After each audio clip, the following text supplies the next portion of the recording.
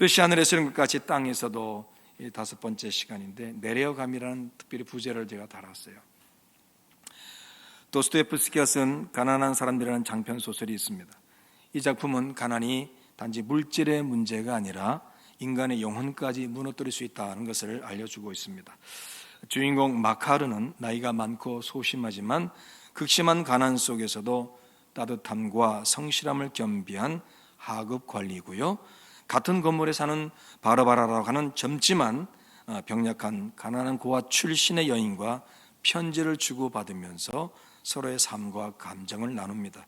마카르는 가난한 처지에도 자기의 검소한 생활비를 아껴서 바르바라에게 필요한 책이나 음식, 선물 등을 사주죠. 바르바라는 이 마카르의 진심을 이해하지만 그가 현실적으로 자신의 인생을 책임질 수 없다는 그런 사실을 잘 알고 있어서 선뜻 감정적으로 더 다가서지 못해요. 그러다가 부유한 지주 비크도르프의 청혼을 받아들여서 함께 시골로 떠나기로 결심하고 마카르에게 마지막 작별 편지를 남깁니다. 나는 떠납니다, 마카르. 당신께 아무 말 없이 이 편지만을 남기고 떠나야 하는 제 마음을 용서해 주세요. 하지만 이보다 다른 방법은 없었습니다. 저는 더 이상 이곳에서 희망을 찾을 수 없고 이 삶을 계속할 수 없다는 것을 느꼈습니다. 저는 새로운 삶을 시작해야 합니다. 그것이 어떤 것이든 지금의 삶보다는 나을 거라 믿습니다. 당신의 선의와 사랑은 제게 너무나 큰 위로였고 그 기억은 영원히 간직할 것입니다. 당신 같은 분은 세상에 둘도 없습니다. 하지만 저는 이제 제 몫의 길을 가야 합니다. 부디 건강하시고 제게 주신 모든 것에 감사드립니다. 저는 잊지 않을 것입니다. 자, 이 편지를 받아든 마카르는 멍하니 앉아서 편지를 그냥 바라보기만 해요. 그러면서 그녀는 떠났습니다. 그녀는 이제 내 것이 아닙니다. 모든 것이 끝났습니다. 라고 중얼거려요. 그럼에도 가십시오, 바라바라. 가서 행복을 찾으십시오. 당신의 미소가 나에게는 기쁨이었으니 당신이 웃을 수만 있다면 홀로 남아도 괜찮습니다. 그러나 시간이 지나면서 이 감정이 이렇게 뒤섞이면서 횡설수설하죠. 모든 게 잘 될 겁니다. 그녀는 행복해야 해요. 그래요, 행복해야죠. 아니, 왜 나를 두고 떠났을까요? 급기야 자기를 비하하며 자책합니다. 나는 그녀를 지켜주지 못했네. 결국 나는 가난하고 무능한 늙은 하급 관리일 뿐이었지. 병들고 초라하고 아무 쓸모도 없기에 그녀는 내 곁에 있을 이유가 없었어요. 체념에 빠진 그는 먹는 것도 일하는 것도 사는 것도 무의미하다 여깁니다. 더 이상 아무것도 바라지 않아요. 그녀가 행복하길 바랍니다. 나는 여기 있을게요. 조용히 아무도 없는 이 방에서. 그렇게 정신적으로 무너지고 자기의 존재감마저 상실할 정도로 점점 내려가는 끝없이 추락하는 모습을 보이게 됩니다. 여러분, 추락이라는 말을 좋아할 사람은 별로 없을 거예요. 비행기 추락, 생각만 해도 끔찍하지요. 추락의 의미는 높은 곳에서 아래로 떨어지는 것, 곧 있던 위치에서 아래로 내려가는 것을 추락이라고 해요. 그래서 비유적으로는 도덕적 타락, 정신적 붕괴, 명예, 지위, 가치의 하락을 말하곤 합니다. 이걸 타락이라고 해요. 오늘 본문에서도 하나님의 뜻과는 정반대로 추락하는 요나를 만나게 됩니다. 하나님은 요나에게 저 큰 성읍 니느웨로 가서 너희들의 악독이 하나님 앞에 상달되었다고 선포하라 하십니다. 그러나 요나는 하나님 말씀을 따르기보다는 하나님의 얼굴을 피하려고 합니다. 하나님의 얼굴을 피한다. 이것은 하나님의 다스림에서 벗어나려는 시도이죠. 동시에 하나님을 자기들이 사는 지역만 다스리는 존재로 인식하는 모습이죠. 자기들이 사는 지역이 하나님의 약속이 있는 곳이기에 하나님은 그곳에만 계실 거로 생각한다는 것입니다. 그래서 이스라엘 땅만 벗어나면 하나님의 다스림에서 벗어날 수 있다면서 다스스로 도망가려 합니다. 요나의 이런 태도는 하나님의 말씀이 불편했다는 것이죠. 또 그에 따른 책임과 부담을 회피하고 싶었다는 것입니다. 그러니까 얼굴을 피하려고 도망가는 거예요. 그래서 취한 행동이 다스스로 가는 배를 타려고 욥바로 내려가는 거예요. 여기서 오늘 우리가 다룰 주제인 내려간다는 표현이 등장합니다. 지리적으로 볼 때 요나가 하나님의 명령을 받은 것이 예루살렘이라고 한다면, 예루살렘은 약 해발 750에서 800m 정도이고, 요나가 내려간 요바는 해발 15m 정도 된다고 해요. 그러니 다시스로 가는 배를 타려고 요바로 가야 한다면 당연히 내려갈 수밖에 없습니다. 그런데 오늘 본문 5절에서 내려간다는 말이 또 나오지요. 요나는 배 밑층에 내려가서 누워 깊이 잠이 들었다고 되어 있습니다. 예루살렘의 높이를 기준으로 한다면 그는 요바로 내려가서 거기서 배를 타고 그 배 밑층까지 내려간 상태가 되겠습니다.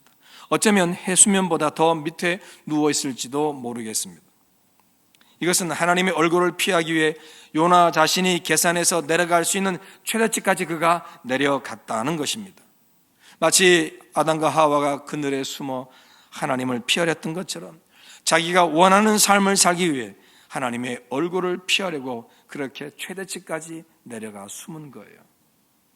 하나님 없이 살고 하나님의 간섭받지 않고 살겠다는 그런 의도로 가득하다는 것입니다.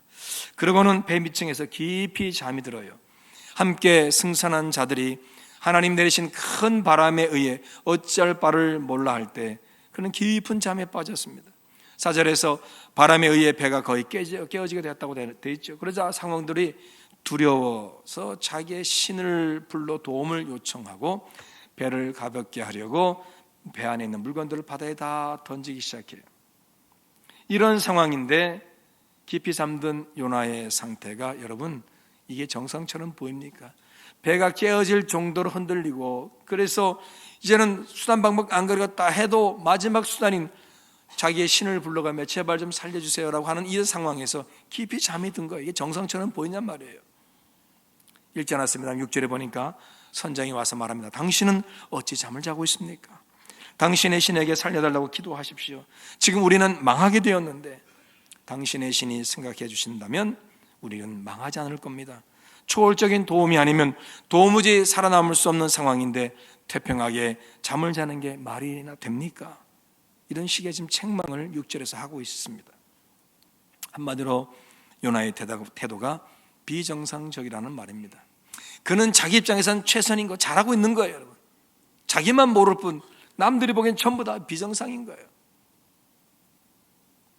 이처럼 요나는 모두가 죽음의 공포를 느낄 때조차 아무것도 느끼지 못하고 잠잘 정도로 분별이 없습니다. 선장이 깨우기 전까지 그 어떤 위기의식조차 느끼지 못합니다. 너무나 깊이 내려갔기 때문이죠. 자기만 몰라요. 왜 이렇게 내려가는 존재가 되었을까요? 3절 끝에서 다시스로 가려고 뱃삭스를 주고 배에 올랐더라 이렇게 말씀하는데, 사실 여러분, 배에 올랐다는 이 단어는 원어상으로 보면 요나가 요바로 어떻게 했다고요? 요바로 내려갔다. 바로 그 단어예요. 똑같은 단어예요. 배를 타는 것을 승선, 배에 오른다고 표현하는데 성경 원문은 배에 탔으나 배로 내려갔다 이렇게 표현하고 있단 말이죠. 요나가 탄 배는요, 작은 배가 아니에요. 요바에서 다시스까지 직선 거리로만 3,800km가 됩니다. 이 정도의 먼 거리를 항해하려면 작은 배로는 어림없지요. 더욱이 요나가 배 밑층에 내려갔다는 말에서 보도 이 배는 여러 층으로 되어 있는 큰 배가 분명할 거예요. 이 정도의 큰 배를 타려면 승선한다는 말처럼 무조건 올라타야 되는 거예요. 올라가야 돼요. 그런데 내려간다는 단어를 사용한 것에는 분명한 의도가 있지 않겠습니까? 좀 전지적 시점에서 3자의 입장에서 전체를 바라본다면 그것은 요나가 하나님에게서 멀어지는 것, 하나님의 뜻에서 멀어지는 것을 보여주고 있는 거죠. 비록 눈으로 보기에는 배에 오르겠지만 그것이 영적으로는 내려가는 것이 되고 있음을 말하고 있다는 겁니다. 그렇습니다. 하나님의 말씀 앞에 보인 요나의 행동은 말씀을 따르기보다는 도망가는 것이었고, 하나님 향한 순종과 충성심, 두려워하거나 경외하는 마음이 전혀 없음을 보여주는 거죠. 하나님을 자기의 생각으로 통제할 수 있다. 자기가 하나님의 능력 아래서 스스로 벗어날 수 있다. 자기 자신의 생각으로 가득 찬 거죠. 그렇게 하나님에게서 멀어졌고 하나님을 믿는 믿음과 하나님과의 관계가 무너졌기에 내려갔다는 표현을 통해 요나의 영적 상태가 내려간 상태, 다시 말해서 추락한 상태임을 말해주고 있습니다. 여기서 여러분, 영적으로 내려가는 성도, 그 영적으로 타락하는 성도의 모습이 어떠한지를 우리가 보게 됐지요. 우선 하나님의 다스림을 거부하는 마음이 나를 지배해요. 아무리 예배에 잘 참석하고 최선을 다해 봉사하고 헌신하고 기도한다고 하더라도 하나님의 말씀이 들리지 않고 들어도 순종할 마음이 없고 어떠한 신앙의 권면이나 책망에 대해 거부감이 든다면 여러분 조심하셔야 돼요. 제가 가만히 설교 준비하면서 기도하다 묵상하다 보니까 오늘날 많은 사람이 직접적으로 자기의 주는 말씀들은 싫어하는 것 같아요. 설교를 하더라도 그냥 두루뭉실하게 그 정도의 정보만 주면 은혜 받았다 그러지, 자기를 향해서 말하는 말씀처럼 느껴지면 불편해하고 나를 책망한다고, 나를 찌른다고 그렇게 불편해요. 하나님의 말씀이 나에게 직접적으로 다가오는데도 불구하고 그걸 싫어하고 뭉뚱거려서 전체에게 하는 말 중에 하나로 그냥 나도 그 중에 한 사람을 들었다 정도로 여러분 반응할 때가 얼마나 많은지 몰라요. 직접적으로 대놓고 권면하면 안 된다니까 기분 나빠하고 자기 생각이 많아, 자기 가치관이 뚜렷해, 안 들어.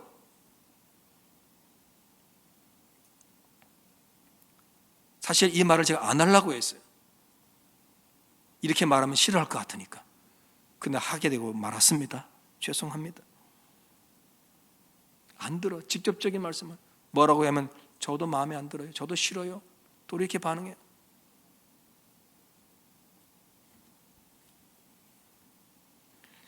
중심이 자기 자신이기 때문에. 여러분, 하나님의 말씀이 들려도 그렇구나 하고 그 정도 동의만 하지 그것을 내 삶의 자리에 어떤 적용할 어떤 의도가 없다면 여러분 조심하셔야 돼요. 어떤 신앙의 권면이나 책망에 대해서 거부감이 든다면 조심하십시오. 정말로 조심하셔야 돼요. 갈수록 여러분 죄라는 단어는 사라지고 실수, 잘못, 이 정도로 어쩌면 좀 더 고급스럽게 허물이라는 표현을 써도 죄라고 하는 표현을 그리스도인들이 싫어한다고 하네요. 그 정도로 나를 향한 어떤 그런 부분들에서 나를 돌아보기 싫은 거예요. 이대로가 좋으니까 그냥 내가 알아서 신앙생활 할 테니까 나를 제발 건들지 마시고 나에게 위로해 주시고 평안한 말씀 주세요. 적용할 의도가 없어. 이게 뭐예요? 자기 기준에 의해서 말씀을 선별적으로 수용한다? 여러분 심각하게 우리가 생각하셔야 됩니다. 영적으로 내려감이 지금 진행 중에 있다는 증거가 될 거예요. 여러분이 예수님 같으면, 제자들 같으면 예수님이 가서 나귀를 끌어오너라, 가면 있을 거야. 어떻게 해요? 가면 알아. 가봐. 물동이를 들고 가는 남자를 만날 때 그 따라가면 다 돼. 근데요, 어떻게 해야 돼요? 가보라니까. 갔어요. 근데 나귀를 그냥 끌어오래. 어떻게 말해야 되는데요? 그걸 따지지 않겠어요? 이해가 안 된다고. 이해 안 된다고. 말씀은, 믿음은 받아들이고 수용하는 데서 믿음의 역사가 있는 거지. 이해가 되는 데 아니에요, 여러분. 너무 우리가 그렇게 계산적이 되고 교만해졌어. 하나님의 말씀을 판단하고 순수하지 못하게 우리가 많이 바뀌었다는 거예요. 특히 말씀을 전하는 종들이나 사역자들은 이 부분에 상 조심해야 돼요. 말씀을 전하는 자들의 출발은 듣는 데서 비롯해요. 듣지 않으면 하나님 뜻이 아닌지 잘 모르게 되고 자기 말만 하게 돼요. 자기 생각과 의지와 뜻을 전하기에 바쁘고 남이 말한 책을 베껴가면서 남이 했던 말들만 하게 되고 그러면서 자신은 듣지 않기에 교만해집니다. 성경에 나오는 말씀 선포자들의 사역은 하나님의 말씀이 임하면서 시작되었어요.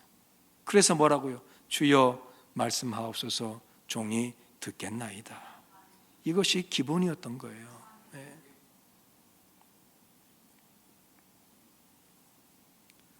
하나님의 말씀이 내 귀에 들려 심령에 새겨지고 삶에 적용되는 말씀의 체화, 말씀이 육신이 되는 그러한 거룩한 변화를 경험하는 것이 영적으로 충만한 성도의 모습임을 기억하시기를 축복합니다. 제가 전에도 말씀드렸습니다만 제 아이가 전혀 찬양을 안 들어. 그저 똑같아. 랩 듣고 뭐 따라하고 그 어려운 것을 막 속사포처럼 따라하면 그걸 딱 끝내면 되게 뿌듯해하고.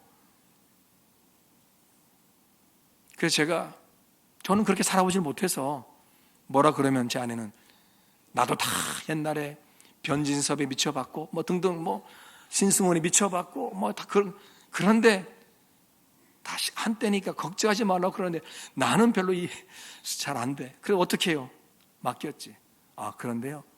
몇 주 전에 저랑 금요 기도 때 같이 앉아서 예배 전에 찬양하잖아요. 이래서 근데 찬양 열심히 따라 부르는 거예요. 야 그게 얼마나 내가 감동적이었는지. 얘가 변했구나. 할렐루야. 기도도 하더라고. 너무 감사했어. 너무 감사했어.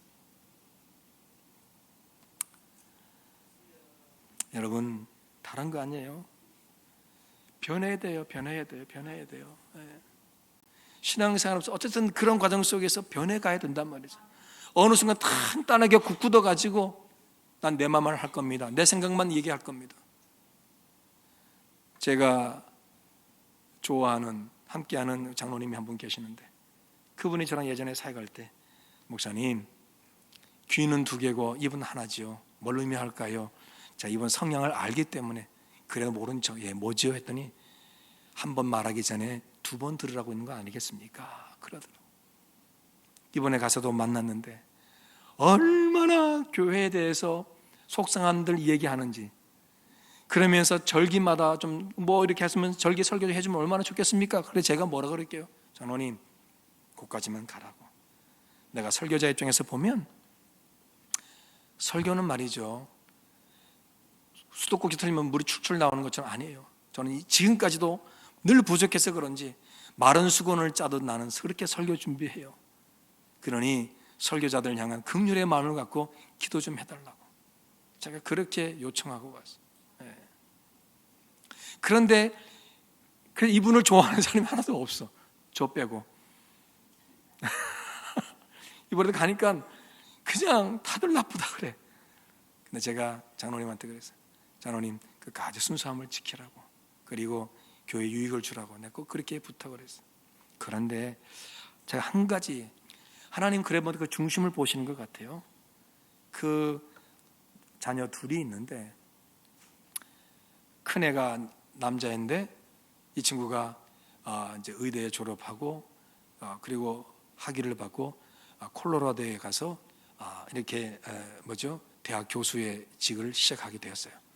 근데 얘 이름이 예수님의 종이라고 예종이에요. 이름이 대단하죠. 그런데 이번에 결혼했는데 와이프 이름이 하람이에요. 하람. 뭘 것 같아요? 하나님의 사람인 거야. 목사님 딸이더라고. 예수님의 종과 하나님의 사람이 만났으니 잘 살 걸로 믿어요. 나는. 쉽지 않은 거예요. 그런데 그런 일들이 벌어졌어요. 동생, 딸, 걔는 950명인가 그 기관에서 했는데 한 명 뽑는데 950명인데 얘가 걸린 거야. 그리고 바로 정직원이 됐다고 그런 얘기는 거예요. 그러니까 그런 거 보면은 어쨌든 간에 자기가 바르게 하려고 행동하면은 하나님 그것조차도 보시더라는 거죠. 저는 그렇게 생각해요. 그러니까 어쨌든 말씀대로 살려고 그냥 몸부림 한번 쳐보자는 거예요, 여러분. 나는 그렇게 살지 않으면서 일단 첫 번째 타겟은 접니다. 저라고 뭐 말씀하는데 다 살겠어요? 갑자기 끼어드는 차가 있었어요. 그래서 제가 놀래가지고 이게 뭐 올라오겠죠, 그죠? 그런데 그냥 장난쳤어요. 빵빵 빠바방 빠바방 이렇게 했다고 내가. 그때는 뒤에 탔던 우리 아들이 하는 소리가, 아빠는 목사인데 그러고 있어? 얼마나 몰아치는지 저들. 그래서 지가 보기에는 저는 장난친 건데 얘가 보기에는 감정 표시하는 걸로 보였나 봐. 자, 눈 뜨세요. 듣기 싫어도.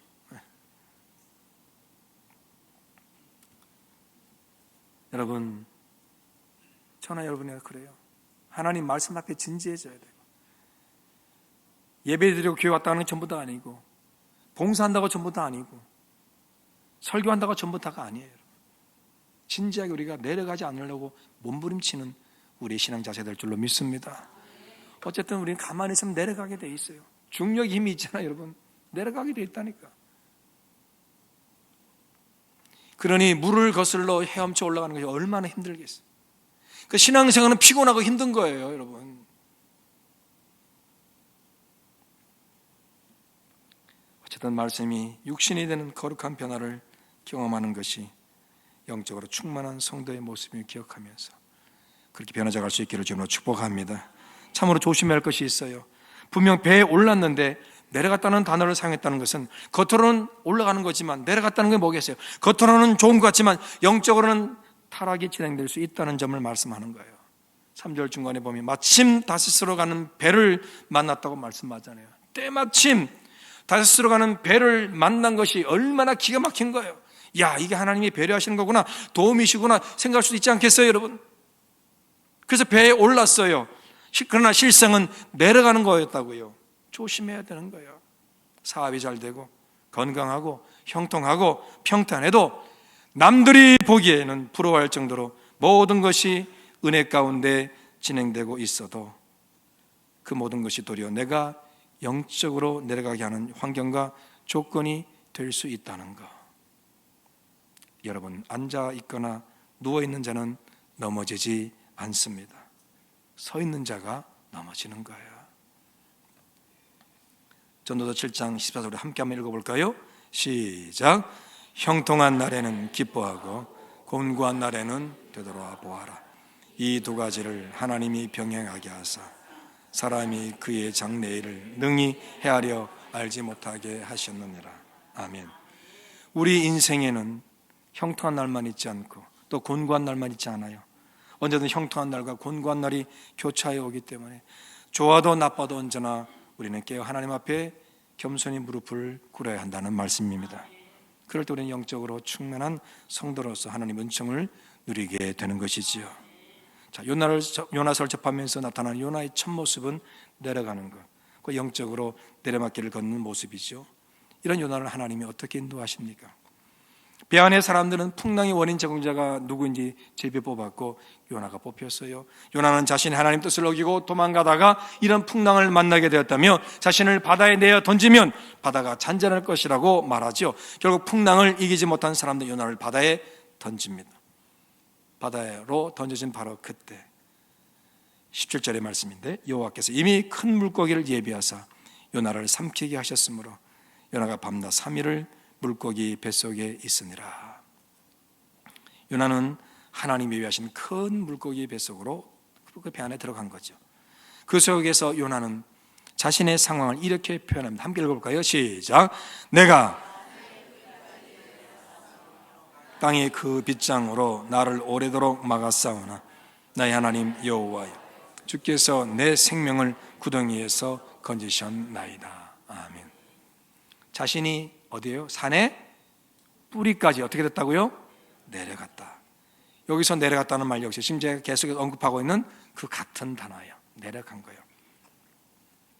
자기 의지대로 배 밑층까지 내려간 요나가 이제는 하나님의 주관하심으로 물고기 뱃속까지 내려갔어요. 요나의 의지대로 내려간 것도 아니고 그렇다고 자기 의지대로 다시 올라올 수도 있는 그런 환경은 아닌 거죠. 전적인 하나님의 주권적인 역사 속에 그는 더 깊이 내려가게 됐고 하나님의 은혜가 아니면 다시 올라올 수 없는 그런 처지에 놓였다는 겁니다. 그러자 하나님을 향한 고백이 시작됩니다. 부르짖음이 시작됩니다. 나의 하나님 여호와여, 주께서 내 생명을 구덩이에서 건지셨나이다. 하나님의 도우심으로만 회복의 역사가 임할 것을 고백하고 있다는 거죠. 이렇게 된 것은 하나님이 요나가 생각한 것보다 더 내려가게 하셨기 때문입니다. 하나님이 큰 물고기를 준비하셔서 그 뱃속에 들어가게 하실 줄을 요나는 꿈에도 생각 못했어요. 여기까지 자기가 내려갈 줄을 몰랐다는 거죠. 계산을 못했다는 거죠. 예측도 못했다는 거죠. 그런데 하나님은 그렇게까지 내려가게 하셨다는 거예요. 여러분, 내가 내려갈 수 있는 데까지 내려가는 것은 심각하지 않아요. 내가 조금만 깨어 정신 차리면 언제든 회복할 수 있으니까. 그러나 견딜 수 없고 감당할 수 없는 데까지 하나님이 내려가게 하실 때는 내 힘으로는 도무지 감당할 수가 없다고요. 오로지 하나님만이 그 모든 상황을 해결해 주시고 영적으로 돌이키게 하시는 거죠. 그래서 내 의지와 상관없이 내가 생각한 것보다 더 깊은 곳에 내려가게 되었다면 반드시 우리는 하나님을 찾아야 할 줄로 믿습니다. 왜? 그것이 하나님을 찾으라는 신호가 되기 때문입니다. 이때 나를 향한 하나님의 뜻을 온전히 알고 수용해야 합니다. 이것을 깨닫는 순간부터 내려감이 하나님의 은총으로 바뀌게 됩니다. 나를 향한 하나님의 뜻을 이루시려는 계획으로 바뀌게 된다는 거죠.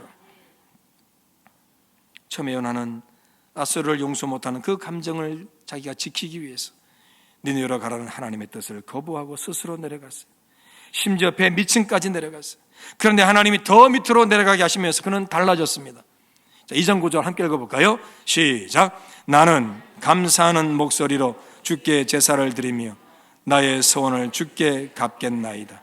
구원은 여호와께 속하였나이다. 아멘. 자신의 소원을 갚겠다고 합니다. 그 강력한 내려감 속에 요나는 하나님의 뜻을 따라 니느웨에 가서 하나님 말씀을 선포하겠다고 소원하는 거죠. 니느웨를 향한 자신의 감정을 포기하고 하나님께 항복하는 모습입니다. 더하여 이게 중요해요. 하나님의 백성이라 믿었던 자신이 도리어 구원의 대상이 될 수 있음을 깨달은 거예요. 구원은 여호와께 속하였다. 이게 니느웨 백성들만 한 것이 아니에요. 자기의 처지는 지금 하나님의 구원이 필요한 시점이잖아요. 하나님의 백성인 나도 구원의 대상이 되는구나, 구원이 필요하구나, 이걸 깨달으면서 모든 인생이 하나님 구원의 대상이 됨을 그렇게 고백하고 있다는 거죠. 그래서 뭐라고요? 구원은 여호와께 속하였나이다. 구원받을 사람과 못 받을 사람을 구별하고 판단하는 것은 오로지 하나님의 주권임을 인정하고 있다는 것입니다. 그래서 하나님이 니느웨로 가라시니 가겠다고 서원하게 된 거죠. 이것은 결국 뭐겠습니까? 하나님의 뜻이 승리했음을 말해줍니다. 하나님의 주도로 감당할 수 없는 처지까지 내려감으로 경험되는 그 하나님의 승리가 나에게 놀라운 은혜와 복이 됨을 분명히 알려주고 있다는 것입니다. 하나님께 기도하면 사자굴에 던져질 줄 알았던 다니엘, 그럼에도 그는 기도를 멈추지 않았어요. 그것이 자기에게 주어진 하나님 뜻과 사명임을 깨달았기 때문입니다. 이로 인해 사자굴에 던져져 깊은 웅덩이로 내려가게 되었으나 결과적으로 그것이 하나님의 승리를 드러내는 기적이 되었어요. 이후 그는 참으로 자신에게 주어진 기도의 사명이 얼마나 위대한 것인지를 더 깊이 깨닫고 그동안 하지 않았던 회개 기도, 곧 선조들의 죄가 자신의 죄였음을 인정하는 놀라운 회개의 기도를 드리는 거죠. 이때 드린 그의 기도가 다니엘서 9장 19절인데요. 주여 들으소서, 주여 용서하소서, 주여 귀를 기울이시고 행하소서, 지체하지 마옵소서. 여러분, 이 외침이 바로 우리가 기도할 때 주여 삼청하는 원조가 되었다는 거죠. 내가 내려가는 것과 하나님이 내려가게 하시는 것은 차원이 다릅니다. 내가 내려가는 것은 타락이지만 하나님이 내려가게 하시는 데는 나름의 하나님의 뜻이 있습니다. 하나님이 내려가게 하셔서 결국 하나님의 뜻이 승리하게 된다면 그것은 놀라운 은총이며 축복의 역사를 알리는 서막이 되는 것이죠. 그래서 예수님도 하나님 뜻을 따라 이 땅에 내려오셨고 우리의 구원을 성취하심으로 예수님의 내려오심을 우리는 강림이라고 부르게 됩니다. 타락이라고 부르지 않습니다. 궁극적으로 여러분, 은혜의 사람은 올라갑니다. 결코 내려가지 않습니다. 우리의 마지막 희망이 뭡니까? 주님 다시 오시는 그날 함께 들려 올림을 받는 거잖아요. 그렇잖아요, 여러분. 은혜의 사람은 그러므로 내려가지 않습니다. 이사야 40장 31절 함께 읽습니다. 시작. 오직 여호와를 앙망하는 자는 새 힘을 얻으리니 독수리가 날개치며 올라감 같을 것이요 다른 박질하여도 곤비하지 아니하겠고 걸어가도 피곤하지 아니하리로다. 아멘. 나의 교만과 고집과 불신, 타협과 게으름으로 영적으로 내려가고 있지 않은지 살펴보시고 또 이렇게 올라가는 성도 되시기를 주로 부탁을 드립니다. 혹이라도 하나님이 내려가게 하시는 것이라면 나의 내려감을 통해 이루시려는 하나님의 뜻이 있음을 꼭 기억해 보십시오. 바로 이때 우리가 드리는 고백은 뜻이 하늘에서 이룬 것 같이 땅에서도 이루어지이다. 하나님, 나의 내려감을 통해 하나님 뜻이 성취되기를 원합니다. 여러분, 이 고백을 할 수 있기를 주님으로 축복합니다. 이 사실을 온전히 고백하면서 하나님의 뜻이 승리함으로 주어지는 하나님의 위로와 은혜와 복을 기도와 인내로서 꼭 누리시기를 주님으로 축복합니다. 기도하겠습니다.